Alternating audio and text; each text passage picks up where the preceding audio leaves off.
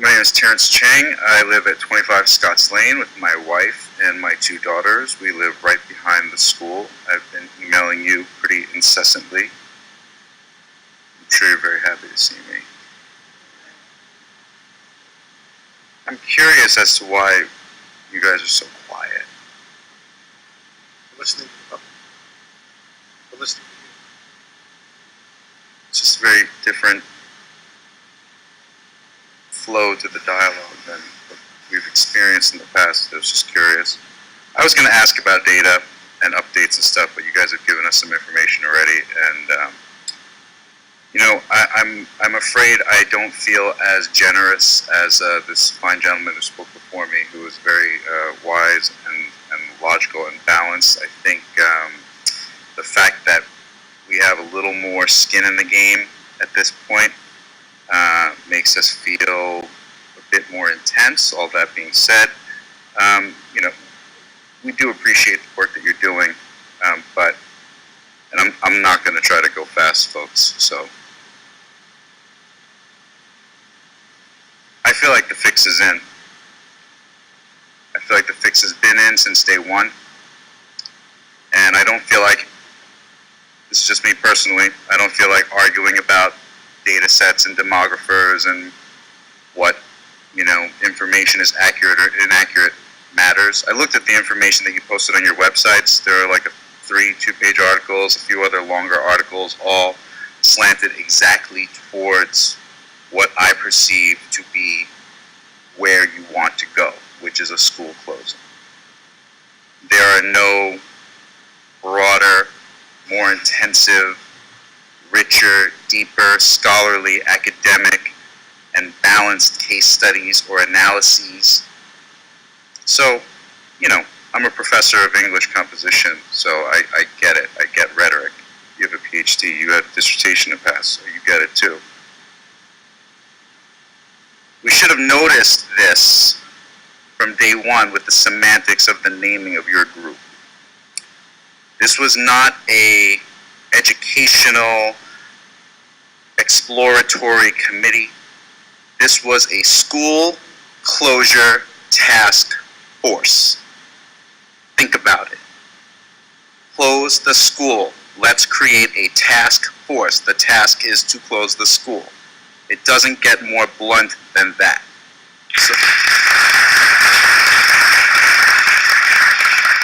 So all the stuff about this being a dialogue, about this being a back and forth, about this being a growth process and information data collecting, I find it to be disingenuous.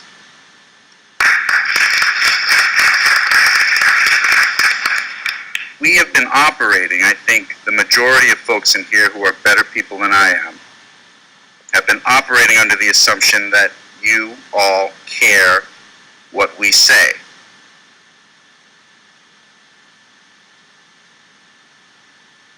All right, right on, Terry. But it's clear you don't. So if you don't care about us, I want to talk about you all, just for a minute. I'm going to read you a few quotes, and I want to see if you recognize them, and I'd be curious to hear what the audience has to say as well. Janet Harcum, The Patch, 2011, quote, "We need to establish more clearly the intent of the board to work with the community to move children and education forward together with a unified effort. We need to be thoughtful about how we include our community in our processes and be clear with the community." Jeff Holbrook, Lewisboro Ledger, April 2013. Mr. Holbrook said that one of the areas in which the district can improve is its communication and transparency. He said the board can improve the tone of its dialogue. How's that going? Marjorie Schiff, Patch, May 2012. "Guiding principles that would inform my strategies for increased transparency, ensuring that everyone has access to the same set of changing facts at the same time, pushing important meeting agenda items to the public rather than require that the public pull from online. If I'm not informed about an issue or topic that is important to you, I'll educate myself on the topic. I will suggest the possibility of talking with colleagues at other districts to learn what their schools are doing about this matter. Sidebar, I would note that we have not been getting data real time.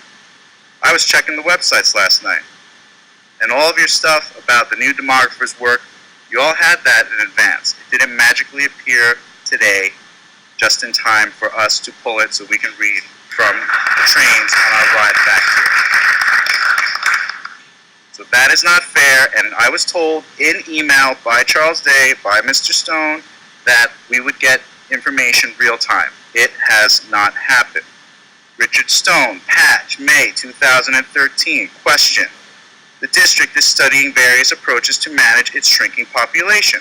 Specific ideas you would support in this area? Answer, not particularly.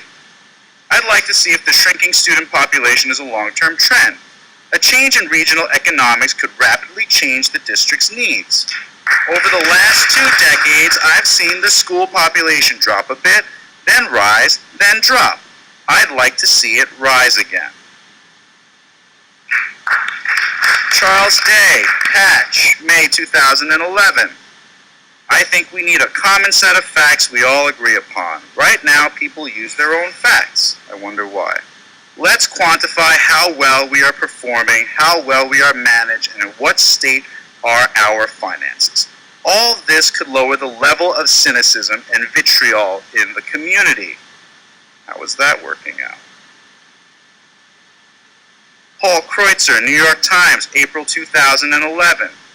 When asked just before the vote why he wanted to move to Katonah, he said, "I'm upwardly mobile. I'm a wanderer. I want to keep moving forward and advance myself."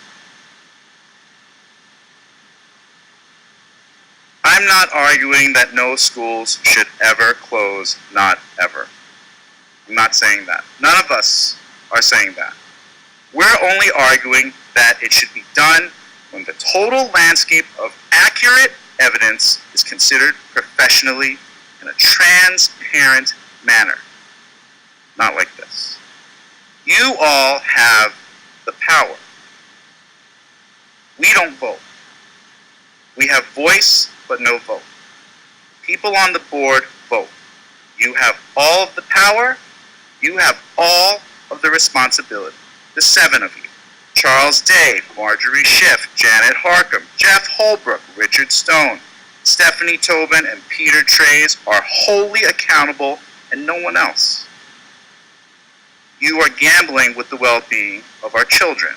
Remember that. If you bet right, and I hope you do, I really do, I'll lead you a victory parade. I'll buy you all dinner. I'll buy you all a beer. I would. I'd love to. I really would. I like to drink. But when real estate values drop because there are hundreds of dead acres down the block, it'll be your fault. When classrooms overcrowd, it'll be your fault. When our kids suffer from long bus rides, it'll be your fault. When 1/3 of the town reassesses their taxes, poor Lise Robertson, and we lose that tax revenue in the town, it'll be your fault. When our kids have lower test scores, but no personal attention from overworked teachers, it'll be your fault. When taxes remain high and community businesses suffer, it'll be your fault. If we need to reopen the school but can't break the tax cap to do it, it'll be your fault. So when you vote in January and you hear our voices and you see our faces, you better be 100% sure that you're right. Because if you're wrong, it will be your fault. And you will wear the shame and embarrassment and derision of the entire community around your necks.